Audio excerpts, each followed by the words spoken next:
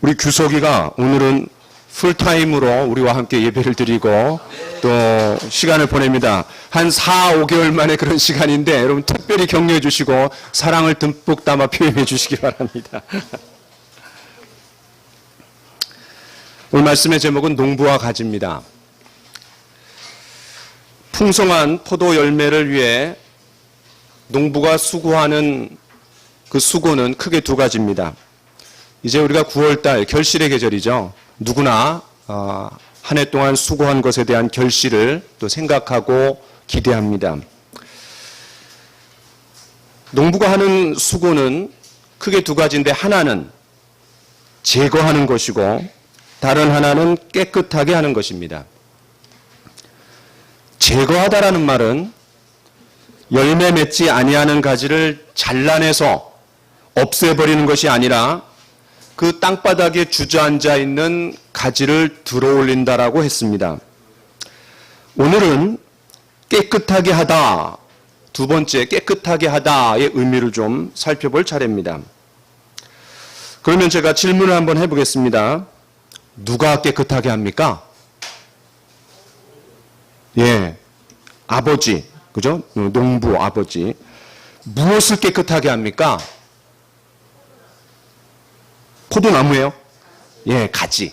그런데 그 가지가 네 종류라고 했는데 특별히 어떤 종류의 가지예요? 예, 열매 맺는 가지를 더 열매 맺도록 하기 위해서. 그러니까 두 번째 종류의 가지를 그렇게 한다라는 겁니다. 그러면 세 번째 질문입니다. 왜 깨끗하게 합니까? 예, 더 열매를 많이 맺도록.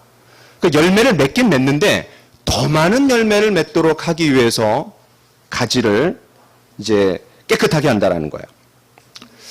이 세 가지에 집중하면서 오늘 말씀을 통해 우리 모두가 열매 맺는 삶의 비밀을 정확하게 이해하고 구체적으로 우리 삶에 실천함으로써 이 가을에 풍성한 열매를, 결실을 맺게 되기를 간절히 축원합니다.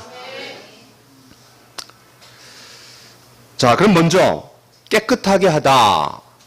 그것은 가지치기 하다라는 말입니다. 이 깨끗하게 하다라는 이 좀 어려운 말로 하면 이제 전지하다 이런 말 여러분 아마 들어보셨을 거예요. 그렇죠? 예. 저는 이 전지하다라는 말이 너무 어려워갖고 국어사전을 찾아봤어요. 그랬더니 이렇게 나옵니다. 농업 분야에서 같이 읽어볼까요? 시작. 사람이 나뭇가지를 다듬거나 잘라내다. 예, 그런 뜻입니다. 우리 교회도 이렇게 화초들이 몇 개 있는데 제가 물도 주고 가꾸면서 어떤 때는 이렇게 잘라줍니다. 그 가지를 잘라주기도 하고 이파리를 좀 잘라주기도 하고 왜냐하면 벌레를 먹거나 또 새카맣게 죽으면은 이렇게 잘라냅니다. 우리가 이해할 수 있는 가장 쉬운 말은 가지치기죠. 가지치기. 그런데 여러분 가지치기 하는 게 어려울까요? 쉬울까요? 이거 어려운 겁니다. 저는 지금까지 그냥 뽑아내거나 가위로 쑥딱 잘라버렸는데 그게 아니더라고요. 가지치는 일은 오늘날도 그렇지만 예수님이 계셨던 그런 당시에도 이 포도 재배에서 상당히 중요한 부분이었습니다. 지금이나 그때나 이 가지치기는 고난도의 기술을 요합니다. 그래서 이 가지치기 기술을 익히려면은 최소한 3년 정도를 배워야 된대요. 언제 가지치기를 해야 되는지, 어떻게 해야 되는지, 어디를 해야 되는지, 심지어는 어느 각도로 해야 되는지, 이런 것들이 되게 중요한 거야. 그 한국 포도협회 사이트에서 제공받은 사진입니다. 야, 요 순이 있고 두 번째 순이 있고 세 번째 순이 있는데 요거를 어떻게 어느 각도로 그렇게 다 그냥 아주 세밀하게 그렇게 방법이 나와 있는 거예요.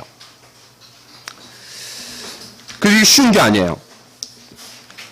자, 그러면 도대체 왜 가지치기를 해주는 겁니까? 한마디로 더 열매를 많이 맺기 위함입니다.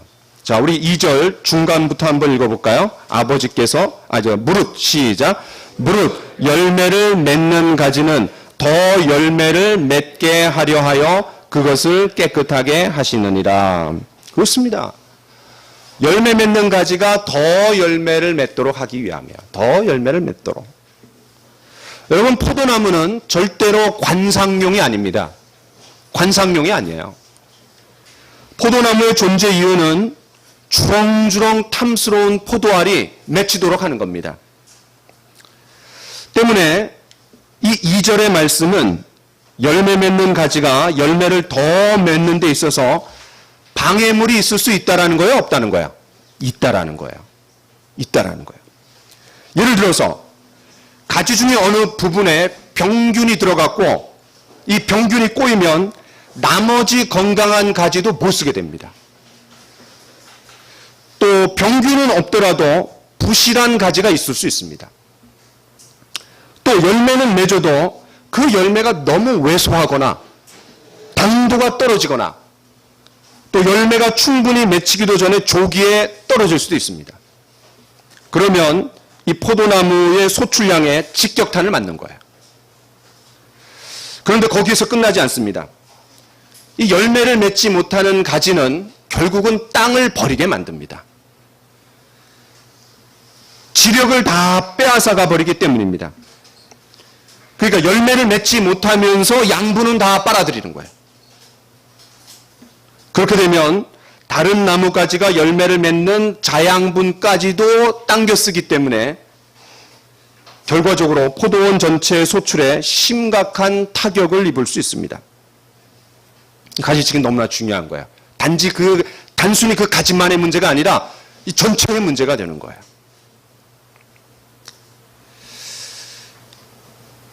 자, 그렇다면 우리가 뭐 지금 가지치기를 잘 배우려고 하는 건 아니잖아요. 예, 그죠? 중요한 거는 그 가지가 우리라는 거예요. 포도나무는 예수님이고 가지는 우리인데 내 삶에서 과연 깨끗하게 해야 할 부분은 뭔가? 사실 여기가 초점입니다. 포도나무는 균형 있고 건강하게 자라서 풍성한 열매를 맺어야 됩니다. 그 과정에서 가지치기는 반드시 필요한 과정입니다. 마찬가지로 가지된 우리 역시 열매를 맺는데 방해되는 부분들이 있습니다. 있습니다. 네. 그것을 잘라내야 된다는 거예요. 실제로 포도나무의 경우 처음 3년 동안은 가지치기만 해줘야 된대요. 열매를 기대할 수 없고 가지치기만 계속 해주다가 3년 이후부터 열매를 기대할 수 있다고 합니다. 또 아무리 성숙한 포도나무의 경우에도 1년에 2번 해줘야 되고 열매를 맺기 전, 그 다음에 열매가 다 끝난 다음에 이 겨울철에도, 봄에도 해야 되고 겨울철에도 해야 된다는 거예요. 그렇지 않으면 잎사귀만 무성하게 되고 결과적으로 나중에 열매를 많이 맺지 못합니다. 신앙적으로도 비슷한 것 같아요. 제 경험만 봐도 예수님을 제대로 믿고 한 3년쯤 훈련을 받으면 성경 배우고 훈련받고 그러면 그때부터 전도의 열매를 맺게 되는 것을 제가 볼 수 있습니다. 저도 그랬어요. 저도. 그 전까지는 사실 계속해서 가지치기의 작업이 들어가는 겁니다. 왜냐하면 예수 믿기 전에 이전의 삶의 방식, 사고방식이 우리를 꽉 지배하고 있기 때문에 예수 믿는다라는 것은 내 삶 전체가 바뀌었다는 게 아니라 신분이 바뀌었다는 것 뿐이에요. 그래서 이 가지치기는 필수 불가결합니다. 그렇다면 이 포도나무가 가지치기를 그 과정을 거쳐야 열매를 맺듯이 저와 여러분의 삶에서 열매 맺기 위해서 가지치기 되어야 할 영역은 무엇입니까? 첫 번째는 은밀한 죄입니다. 은밀한 죄. 제가 대놓고 하는 죄가 아니라 그랬어요. 뭐 그리스도인들이 대놓고 죄 짓겠어요. 길거리 다니면서 술 퍼먹고 그냥 고성방가하고 뭐 강간하고 뭐 살인하고 그러겠어요. 포도나무 가지에 병균이 생기면 그것이 썩어서 더 이상 열매를 맺지 못한다라고 했습니다. 그리스도인의 삶에서 병균이 뭘까요? 죄입니다. 죄가 우리의 삶을 곪게 만들고 썩게 만들고 병들게 만들지 않습니까? 힘을 잃게 만들지 않습니까? 그리스도인이라면 해서는 안 되는 행동, 또 다른 사람들에게 내보이기에 거리낌이 되는 행동, 성경에서 분명히 죄라고 말한 것들과 타협하고 있다면 우리는 과감하게 가지치기 되어야 합니다. 아무도 보는 이 없을 때 당신은 누구입니까? 한때 이 책이 센세이션을 일으켰습니다. 얇은 책입니다. 제가 그 책을 읽고 굉장히 도전받았어요. 아무도 보지 않을 때 저와 여러분들은 진정으로 누구입니까? 아무도 없을 때 저와 여러분들은 생각과 말과 느낌을 경건하고 거룩하게 지킵니까? 기독교계에 이런 말이 있습니다. 영적인 천하장사는 아무도 없다. 누가 다윗과 같은 사람이 강간할 줄 알았어요? 아브라함도 얼마나 실수를 많이 합니까? 노아도 술 퍼먹고 그냥 깽판 치고. 그런 어두운 그림자들이 위대한 그리스도인들 뒤에 도사리고 있는 걸 보면은 참 굉장히 무서운 거예요. 경건의 모양은 있지만 경건의 능력을 상실한 사람들이 얼마나 많습니까? 미국의 어느 큰 교회에 새로 담임 목사가 청빙되었습니다. 부임한 지 몇 달 만에 잘렸습니다. 잘린 이유는 포르노 때문에 그렇습니다. 이 목사가 예배를 마치고 쉬는 시간에 또 예배를 인도하기 전에 포르노 봤다는 거예요. 자기 서재에서. 누가 알겠어요? 자기가 서재에서 보는데. 뭐 문 걸어 잠그고 보면 누가 보겠어요. 그런데 빌이 날라왔습니다. 청구서가 날라왔어요. 거기에 모든 사이트 들락날락한 게 휘소리가 다 나온 거예요. 그 자리에서 잘렸습니다.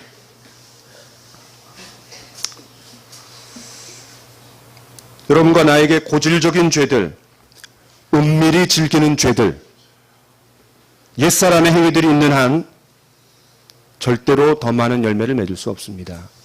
주님은 그것이 가지치기 되어야 한다라고 말씀합니다. 같이 한 말씀 읽어봅시다. 시작. 큰 집에는 금그릇과 은그릇뿐 아니라 나무그릇과 질그릇도 있어 귀하게 쓰는 것도 있고 천하게 쓰는 것도 있나니 그러므로 누구든지 이런 것에서 자기를 깨끗하게 하면 귀히 쓰는 그릇이 되어 거룩하고 주인의 쓰심에 합당하며 모든 선한 일에 준비함이 되리라. 그렇습니다. 주님이 찾으시는 가지는 금가지가 아니라 은가지가 아니라 깨끗한 가지입니다. 깨끗한 가지. 두 번째는 바쁨입니다. 바쁨. 저는 여기다 부사를 하나 넣고 싶어요. 너무 바쁨. 너무 바쁨. 따라해 봅시다. 바쁜 목사, 나쁜 목사. 바쁜 전도사, 나쁜 전도사. 바쁜 권사, 나쁜 권사. 바쁜 집사, 나쁜 집사. 바쁜 성도, 나쁜 성도. 현대인이 얼마나 바쁩니까? 이것도 해야 돼. 저것도 해야 되고. 야, 규석이가 씩 웃네요. 야, 규석이 잘 안 웃어요. 그런데 씩 웃을 때는 뭐 굉장히 감동이 있는 거예요. 얼마나 바쁜지 몰라요, 규석이가. 규석이 하는 말이 왜 이렇게 사람들이 많이 오냐 이거예요. 야, 그 주인이 알면 큰일 나면 그날이 잘려요. 야, 왜 이렇게 많이 오냐, 왜 이렇게. 귀찮아 죽겠대. 한국에서 제일 많은 사람들이 들락날락 하는 게 서울역 아니에요. 그렇죠? 야, 얼마나 바쁩니까? 남편이나 아내나 생활전선에 뛰어들어서 미친 듯이 일하며 살아야 됩니다. 학생들도 대학교 들어가면서부터 대학교의 낭만을 즐기지 못합니다. 스펙 쌓느라 학점 장난 아닙니다. 야, 전쟁이에요, 전쟁. 꼭 제가 성적 처리하고 나면 몇 사람이 전화해요. 뭐 그냥 사정을 하면서 막 학점 올려달라고. 제가 올려주게요? 안 올려주게요? 안 올려줍니다. 문제는 이것저것 너무 많은 것에 시간과 마음을 빼앗기다 보니까 정작 열매 맺는 일에 신경 쓸 여력이 없는 거예요. 사단이 그거 장난하는 것 같아요. 너무 바쁘게 만드는 거예요, 우리를. 그런데 저와 여러분 모두에게 24시간밖에 주어져 있지 않습니다. 어떤 사람에게는 뭐 25시간, 어떤 사람은 23시간, 모두에게 똑같이 24시간이 주어져 있습니다. 그 시간에 잠도 자야 되고, 공부도 해야 되고, 일터에서 일도 해야 되고, 밥도 먹어야 되고, 결국은 우리가 시간을 선택적으로 사용할 수밖에 없다라는 거예요. 누구나. 그러니까 그 사람이 시간을 어디에 쓰느냐를 보면 아, 이 사람이 귀하게 여기는 일이 뭐냐 이걸 알 수 있는 거예요. 우리가 열매 맺기 위해서 창조적으로 시간을 낼 줄 알아야 됩니다. 삶을 단순화시켜야 돼요. 야, 오늘 이름 모를 어느 바닷가 굉장히 감동했어요. 왜냐하면 그거는 악보가 없는 건데 그거 어떻게 악보를 만들어냈죠? 그거 만드신 거예요? 아니면 어디서 따온 거예요? 만들었어요? 야, 굉장하네요. 야, 우리가 그 찬양했지만 이름 모를 어느 바닷가 한 사람이 살고 있었네. 부귀영화 권세도 없는 가난한 목수. 그가 쓴 책 한 권 없었고 다닌 곳은 좁은 유대 땅. 그 다음에 뭡니까? 수레바퀴 단순한 삶을 살았었다네. 단순한 삶을 사셨어요. 예수님. 사복음서를 보십시오.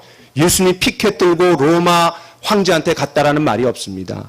동성애 반대하면서 막 가두 시위하고 사람들 끌어모아갖고 막 이거 안 해서 데모하지 않았어요. 그때나 지금이나 똑같습니다. 사회가 부조리한 거는. 아니, 그때가 더 부조리했을 수 있습니다.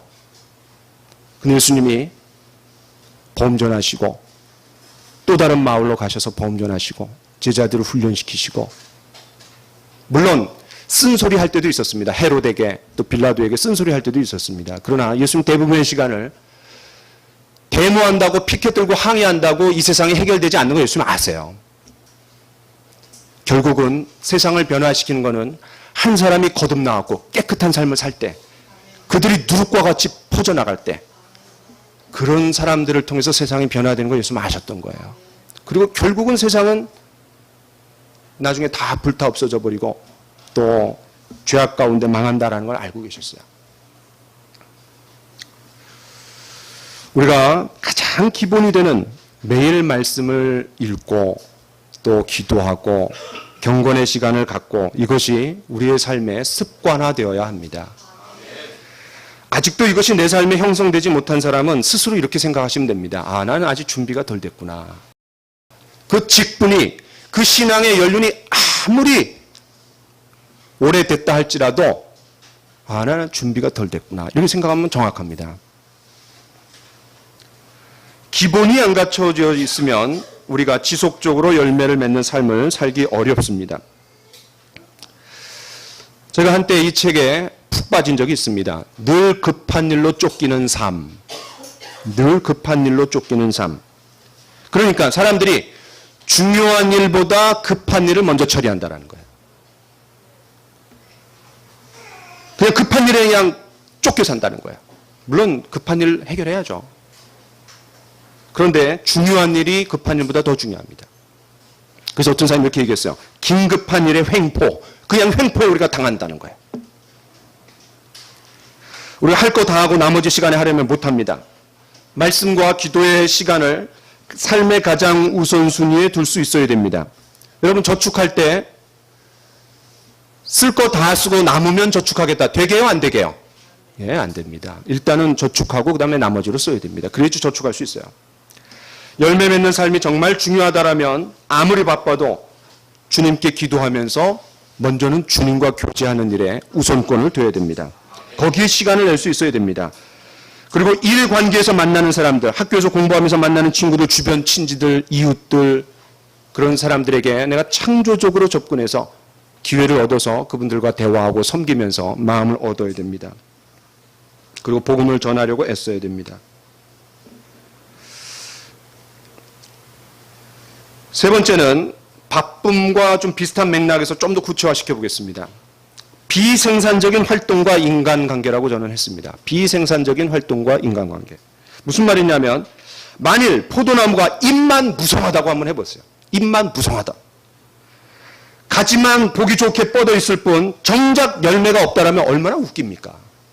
쓸모가 없는 겁니다. 포도나무는 아까 말씀드린 대로 절대로 관상용이 아닙니다. 반드시 포도 열매가 있어야 됩니다. 우리가 하고 싶은 것, 즐기고 싶은 것 다 하면서 어떻게 열매 맺는 삶을 살 수 있습니까?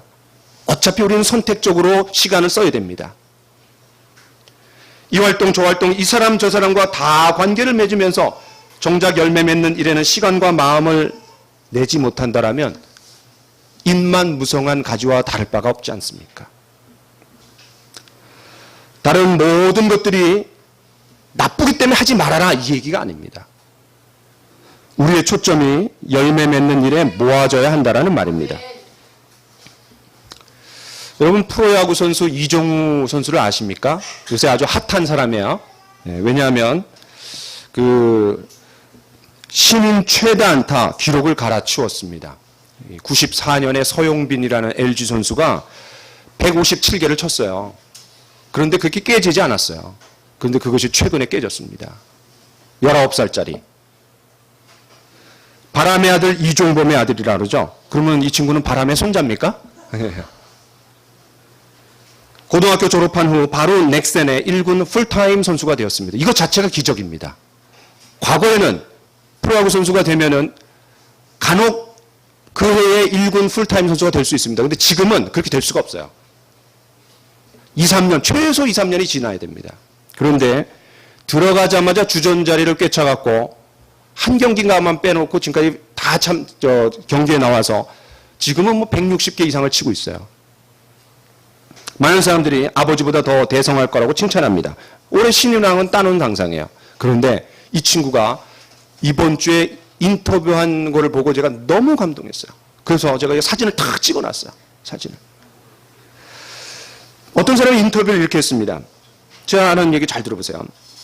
인터뷰한 사람이 이렇게 말해요. 그러면 지금 19살이면 놀러도 가고 싶고 여자친구도 사귀고 싶고 그런 생각이 안 듭니까? 이렇게 질문했어요. 그랬더니 이종우 선수가 이렇게 대답합니다. 아니요.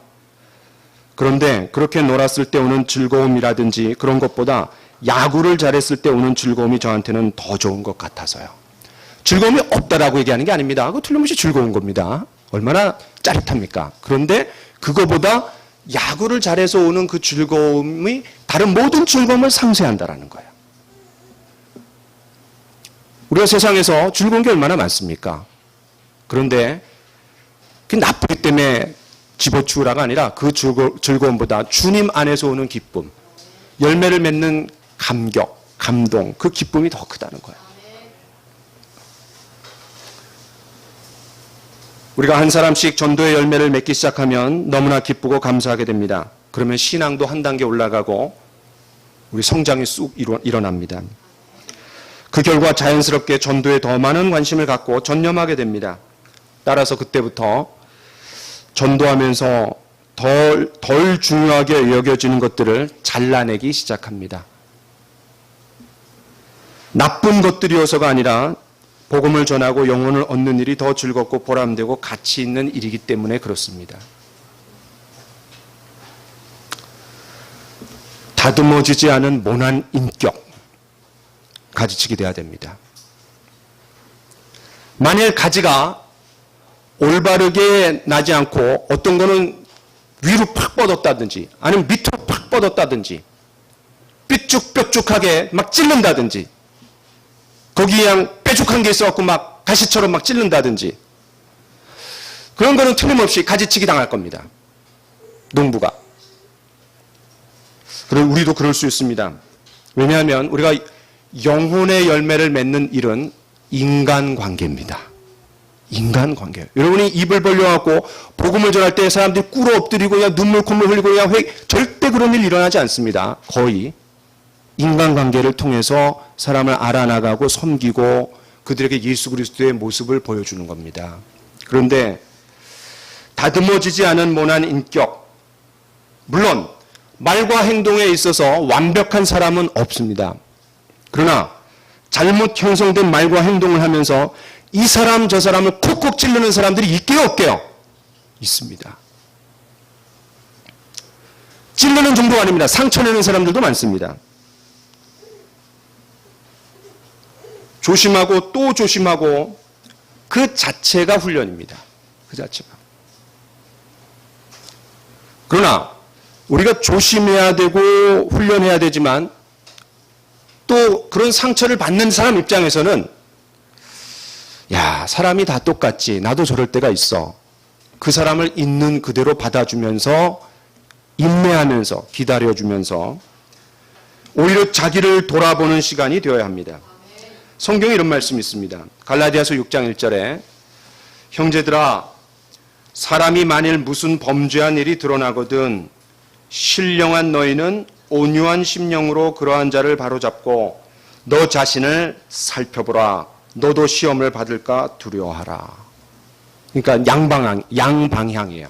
한편으로는 그런 사람을 온유한 심령으로 바로잡아주고 동시에 나도 그럴 수 있기 때문에 나를 돌아보는 기회로 삼으라는 거예요. 자, 구체적인 사례를 좀 들어보겠습니다. 은근히 말로 까는 사람들이 있습니다. 이런 사람도 있게 없게요? 있습니다. 다른 사람을 존중하지 않고 말을 함부로 하는 사람들이 있습니다. 자기가 말할 때 상대방이 어떻게 느끼는지 이런 거 고려하지 않고 생각나는 대로 하고 싶은 대로 느낀 대로 말을 툭툭 던지는 사람들이 있습니다. 또 듣기보다는 말하기를 좋아하는 사람들이 있습니다. 이런 사람들은 하나님이 창조하신 창조의 원리를 모르는 사람들이에요. 귀는 몇 개예요? 2개입니다. 입은 몇 개예요? 하나입니다. 그거 어떻게 하라는 거예요? 잘 모르시네요. 그래서 제가 성경을 읽어드리겠습니다. 사람마다 듣기는 속히 하고 말하기는 더디하며 성내기도 더디하라. 야, 이 성경에 이런 말씀이 있어요. 야고보서 1장 19절에. 두 번째, 은근히 잘난 체 하는 사람들. 야, 은근히가 강조입니다. 대놓고 하지는 않아요. 근데 은근히 그래요. 은근히. 나로 말할 것 같으면요. 왕년에 내가 뭐 했어요. 이렇게 시작하는 사람들. 특히 어떤 활동이나 체험 때문에 신앙적으로 남보다 우월하다라고 착각하는 사람들.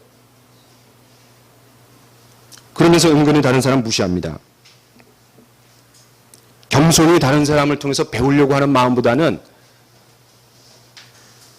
남을 가르치려 드는 사람들이 그렇게 많아요. 세 번째, 나서기 좋아하고 과시하고 대장 노릇하려는 사람들. 어딜 가나 대장 노릇하려는 사람들이 꼭 있습니다. 그 행동과 말에 다 묻어 나오는 거예요.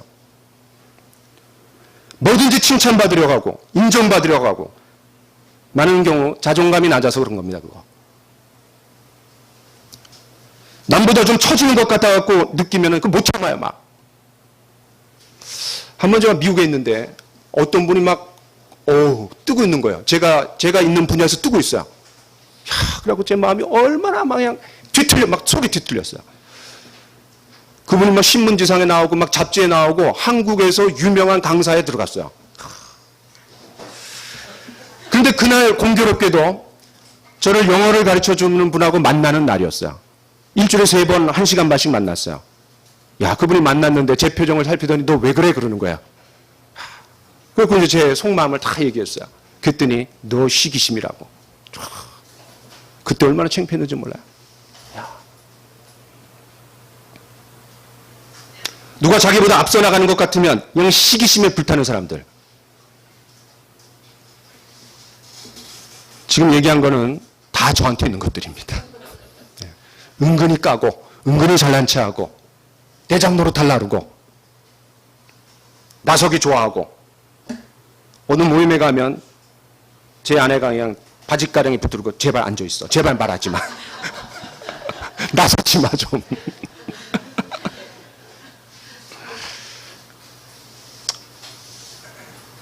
솔직히 여기 있는 거 다 제 안에 있습니다.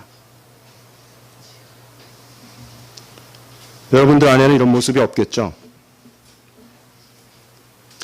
자신의 모습을 솔직히 보고 인정하면 그래도 괜찮은데 문제의 심각성은 자기가 그런 줄 전혀 모른다라는 거예요.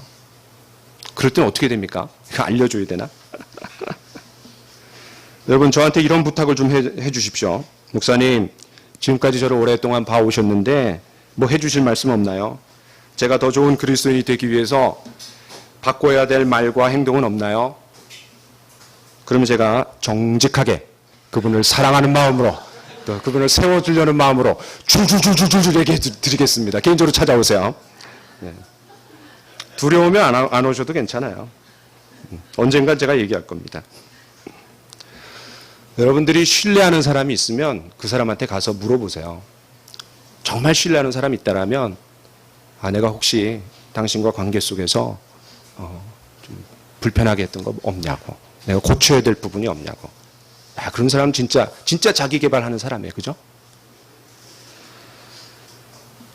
그래서였는지 예수님께서 요한복음에서 참된 제자, 참된 그리스도인을 얘기할 때 세 가지 얘기하셨어요.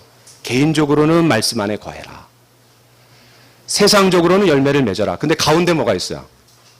개인적으로, 세상적으로 그 가운데 뭐가 있는 거야? 서로 사랑하라. 내가 너희를 사랑한 것 같이 서로 사랑하라. 그 신앙 공동체에서의 그런 다듬어지는 시간을 세상 나가기 전에 두는 것 같아요. 물론 우리는 순서를 서로 사랑하라를 받고 개인적인 말씀에 거하는 걸 받고 이제 마지막에 열매 맺는 삶을 보는 겁니다.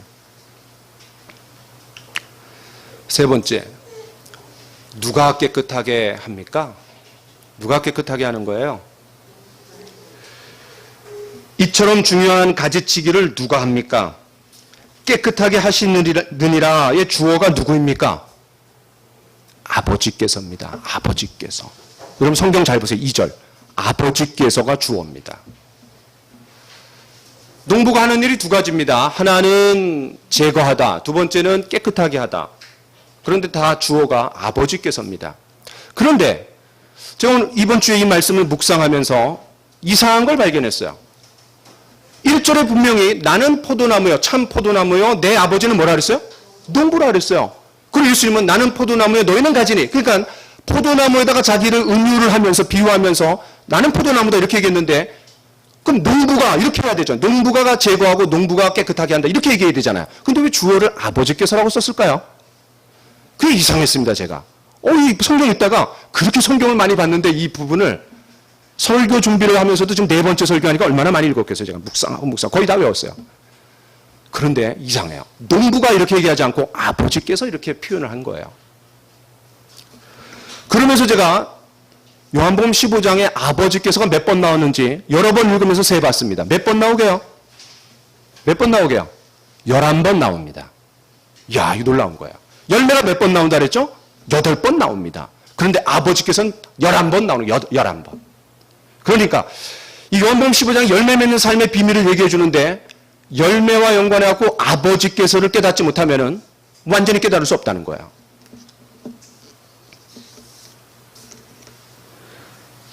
왜 주어를 농부라고 하지 않고 아버지께서라고 했을까요? 제가 몇 가지 묵상한 거를 좀 나눠보겠습니다. 아버지만이 그 자녀들을 세심하게 살피고 있습니다. 하나님께서 우리 모두를 창조하신 분이기 때문에 우리 각자보다 하나님이 우리를 더 많이 아십니다. 아버지만이 그 자녀들의 먼 장래까지 내다보면서 지금 필요한 게 뭔지를 준비하고 갖추어 주는 역할을 합니다. 그래서 현재의 모습을 진단해 줄 수 있습니다. 왜 인생을 그만큼 더 살았기 때문에. 아버지만이 자녀를 아끼고 사랑하는 마음으로 그러나 엄마보다는 정에 매이지 않고 과감하게 가지치기 할 부분을 잘라낼 수 있습니다. 그리고 하늘의 아버지는 과거 포도나무였던 이스라엘의 실패를 똑똑히 보셨습니다. 그 어떻게 실패해서 열매 맺지 못한 채 버려졌는가를 지켜보셨습니다. 오랫동안. 그렇기 때문에 참 포도나무에 가지된 우리가 열매 맺는 삶을 살도록 더 애착을 가지고 도와주실 수 있습니다. 놀라운 것은 아까 말씀드렸던 것처럼 아버지가 11번 나온다라는 거예요. 11번. 가지치기 하시는 분이 아버지이기 때문에 그냥 농부, 고용된 농부 이게 아니라 아버지이기 때문에 우리는 그분의 사랑과 능력을 신뢰할 수 있습니다. 그분은 우리를 사랑하시되 자기 아들까지 내어주실 정도로 사랑하셨습니다. 뭘 못하시겠어요? 그분의 지혜는 우리와 비교해서 하늘과 땅처럼 차이가 난다라고 이사야 55장에 얘기했어요. 그분의 능력은 십자가에서 이미 증명이 되었습니다. 그분은 실수가 없는 분입니다. 그분은 열매 맺으려고 하는 우리의 마음보다 더 열매를 맺기를 원하시는 마음을 갖고 계십니다. 더 간절히 바라십니다. 열매에 관한 한 최고의 전문가십니다. 그렇기 때문에 우리는 그분의 방법을 신뢰할 수 있어야 합니다. 농부 되신 하나님께서 우리 각자를 완전히 그 하나님께 우리 각자를 저와 여러분 각자를 완전히 맡겨야 합니다. 같이 한번 읽읍시다. 시작. 나는 심었고 아볼로는 물을 주었으되 오직 하나님께서 자라나게 하셨나니 심는 이와 물 주는 이는 아무것도 아니로되 오직 자라게 하시는 이는 하나님뿐이니라. 농부 되신 아버지 하나님의 손을 거치지 않은 사람은 열매를 맺을 수가 없습니다. 결실을 얻을 수가 없습니다. 사회에서도 전문가 손에 우리를 맡길 때 그 전문가가 불필요한 것들을 다 우리가 제거해주고 집중하십시오. 이렇게 얘기해 주는 거예요. 지금 전문가 시대입니다. 전문가 시대. 그렇다면 농부이신 아버지께서 우리의 삶에서 불필요한 부분을 잘라내기 위해 사용하시는 도구들은 뭘까요? 저는 세 가지를 생각해 봤습니다. 첫 번째는 성경 말씀입니다.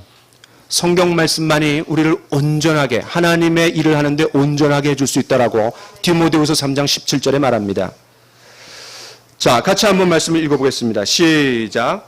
하나님의 말씀은 살아있고 활력이 있어 좌우에 날선 어떤 검보다도 예리하여 혼과 영과 및 관절과 골수를 찔러 쪼개기까지 하며 또 마음의 생각과 뜻을 판단하나니 지으신 것이 하나도 그 앞에 나타나지 않음이 없고 우리의 결산을 받으실 이의 눈앞에 만물을 벌거벗은 것 같이 드러나느니라. 그렇습니다. 다른 사람들을 판단하기 전에 우리 각자의 마음과 뜻과 생각들을 하나님 앞에 판단받기를 원합니다.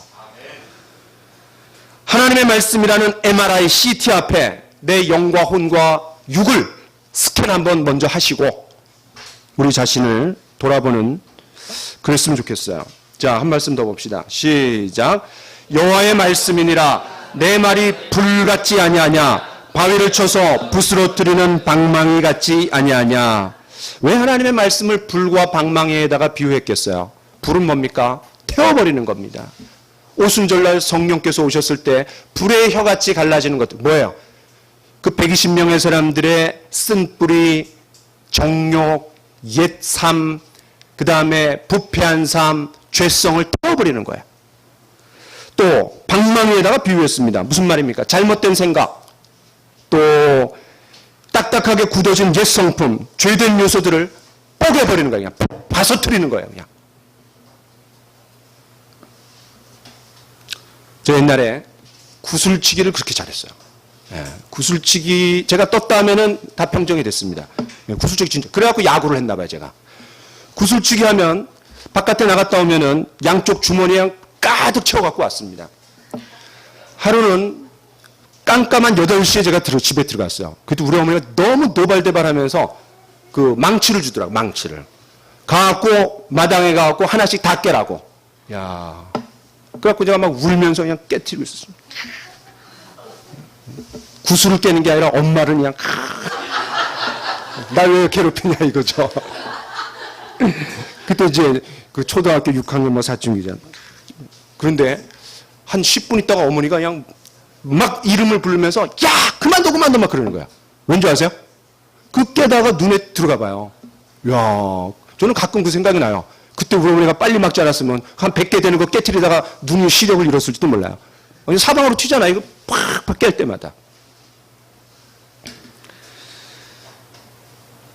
저와 여러분들에게 그런 구슬 같은 딱딱한 거 없습니까? 100개만 있을까요? 저와 여러분이 하나님의 말씀 안에서 철저하게 깨어지는 경험이 있기를 간절히 원합니다. 두 번째는 인간관계를 통해서 하나님이 우리를 다루십니다.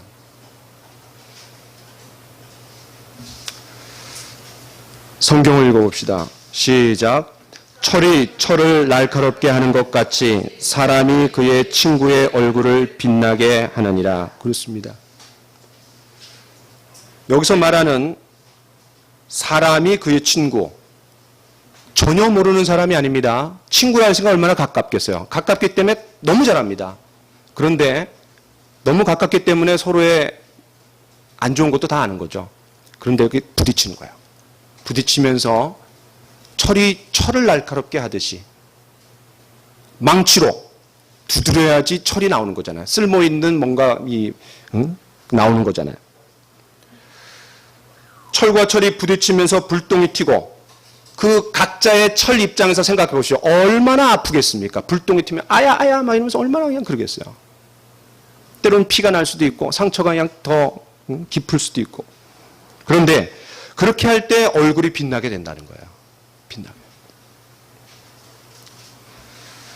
지금까지 저와 여러분들이 살아오시면서 가까운 친구들, 가까운 사람들과의 마찰과 부딪힘 속에 그래도 이만큼 다듬어져 온 겁니다. 그렇죠? 예. 지나고 보니까 그 놈이 나쁜 놈이 아니었어. 그 놈 때문에 내가 이렇게 됐어. 이런 거 얼마나 많습니까? 마찬가지로 우리가 교제권 안에서 서로 다른 사람들이 모여있기 때문에 틀림없이 제가 1년 전에 예언했어요. 예언. 우리가 교제하다 보면 반드시 상처를 입을 겁니다. 불똥이 튈 겁니다.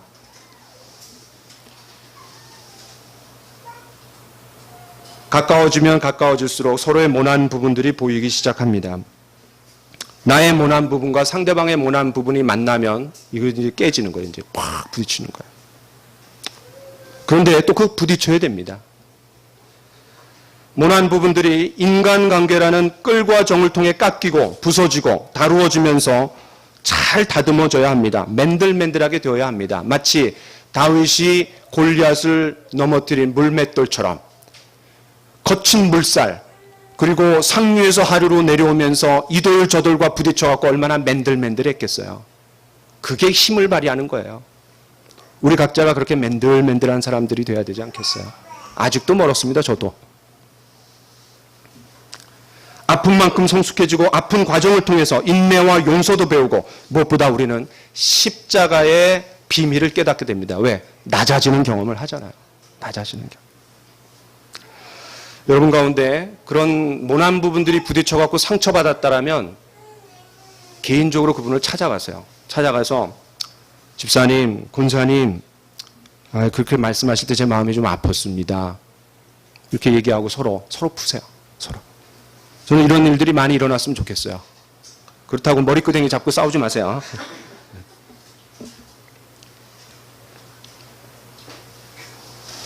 네.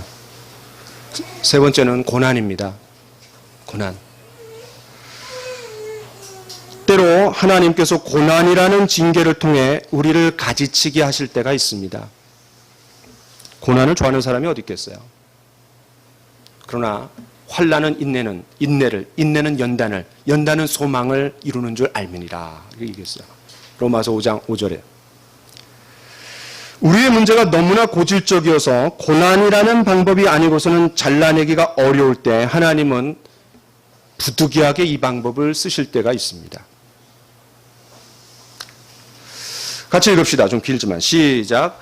내 아들아 주의 징계하심을 경히 여기지 말며 그에게 꾸지람을 받을 때에 낙심하지 말라.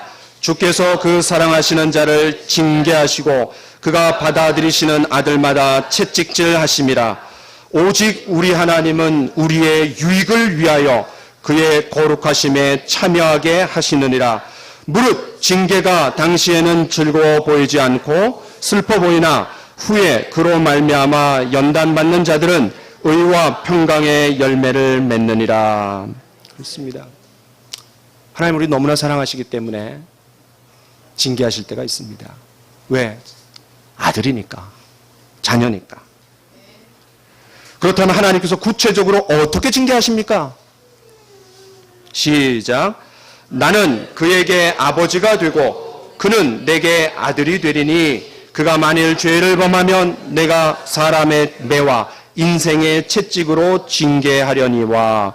이 말씀이 주어지게 된 배경은 하나님께서 다윗에게 그의 왕위를 영원히 경고케 하리라 라고 그 주신 말씀 가운데 있는 거예요. 그래서 다윗의 후손들 가운데 잘못된 왕들은 사람 막대기와 인생 채찍으로 하나님이 징계하셨습니다. 심지어 나중에 어떻게 하셨습니까? 바벨론의 포로로 잡혀가게 하셨습니다. 그러나 심판이 끝이 아니라 70년 만에 돌아오게 하셨죠. 다시 정결케 되는 일을 하셨습니다.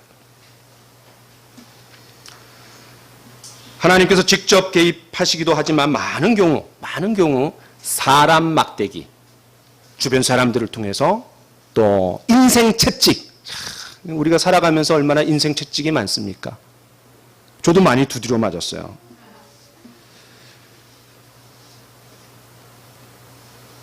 하나님께서 가지치기 하실 때 저와 여러분 모두가 반드시 알아야 될 한 가지가 있습니다. 머릿속에 꼭 집어넣으세요. 가지치기 할 때 그때만큼 가지와 농부가 가장 가까이 붙어 있을 때는 없습니다. 그 얘기 뭐냐면 하나님이 우리를 다루실 때 멀리 계신 게 아니라 그때만큼 하나님이 나와 가까이 계실 때는 없다라는 거예요. 사실 가지 입장에서, 가지가 저와 여러분들이라고 한번 생각해 봅시다. 가지 입장에서. 그러면은 그 가지치기 할 때 날카로운 가위가 그냥 싹둑싹둑 자를 때 가지 입장에서 반응을 어떻게 하겠어요? 아야, 왜 그래? 가지 살려. 응? 그러면서 얼마나 괴로워하겠어요.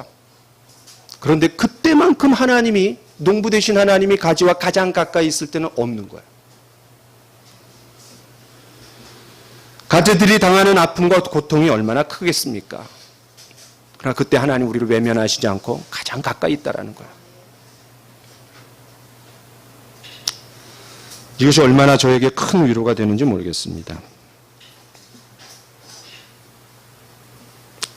말씀을 마치려고 합니다.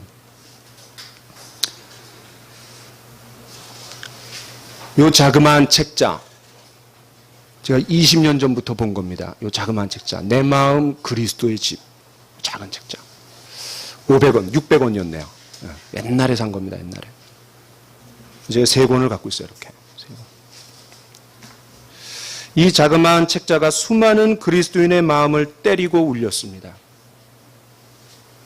세계적으로 1000만 부가 팔린 로버트 멍어가 쓴 내 마음 그리스도의 집이란 책.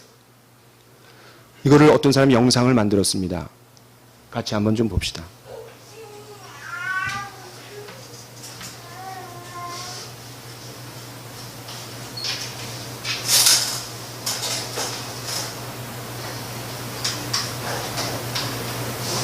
누구든지 내 음성을 듣고 믿으면 나는 그에게로 들어가서 그와 함께 먹고 그는 나와 함께 먹을 것이다.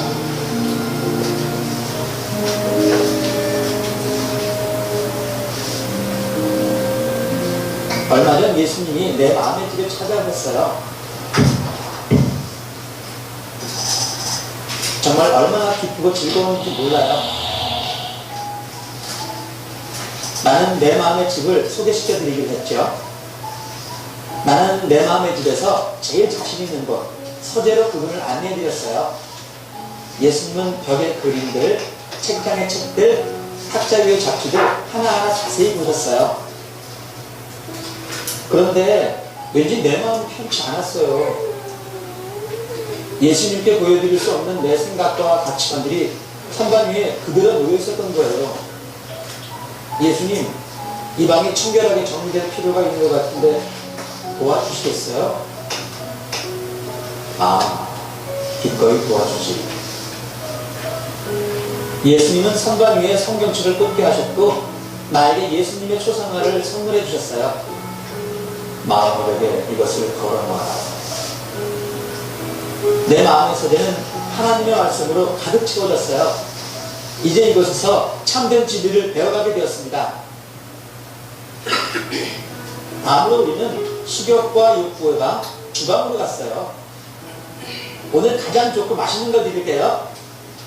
그래, 오늘 메뉴가 뭐지? 네, 1등 성적표, 저축통장, 친구들에게 받은 인기, 명성과 행운.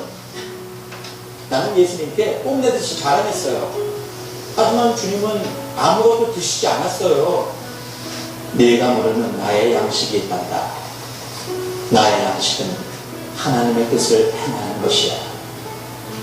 예수님은 나에게 그 맛이 어떤지 보여주셨어요.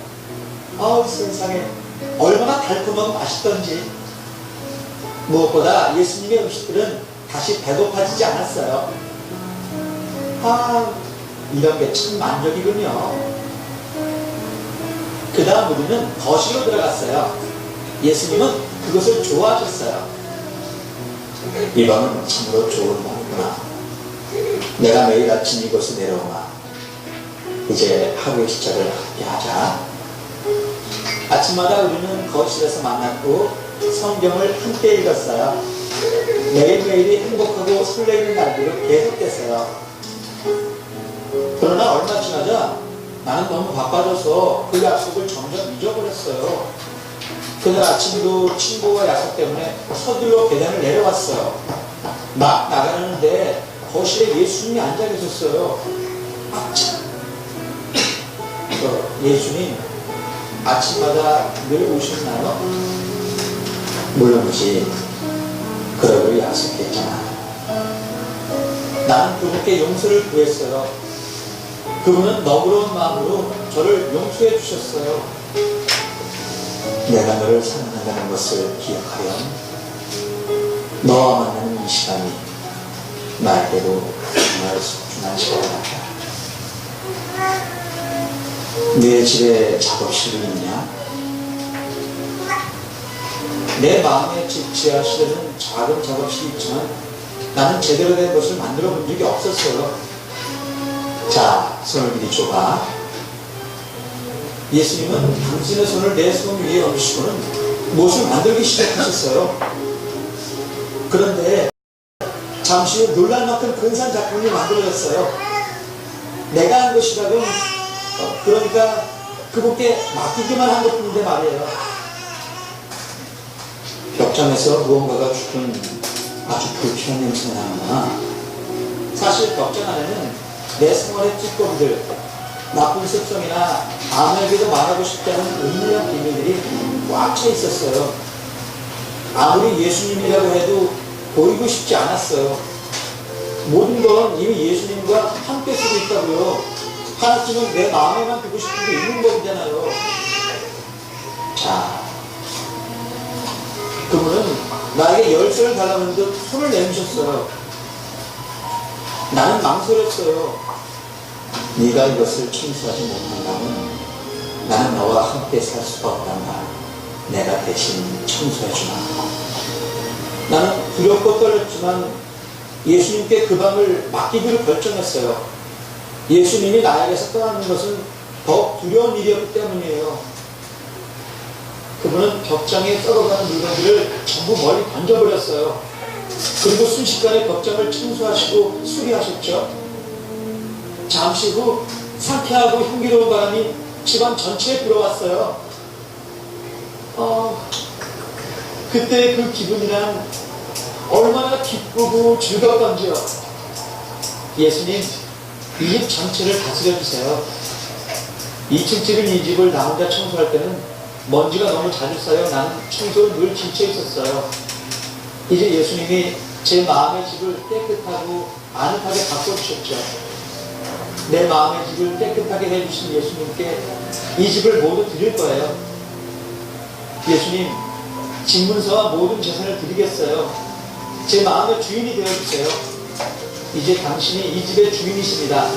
저는 단지 심부름꾼과 친구로 당신 곁에 있겠습니다.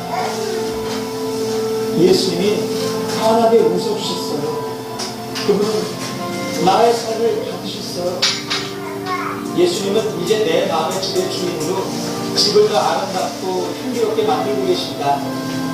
영원토록 나는 그분의 것이고 그분은 나의 것입니다.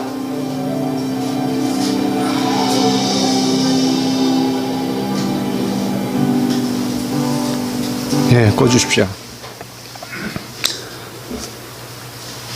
우리가 주님 더 많은 열매를 맺게 도와주십시오 라고만 기도하지 말고 이렇게 기도합시다. 더 적극적으로 주님 열매를 더 많이 맺도록 저를 가지 좀 쳐주세요 라고 그렇게 기도합시다.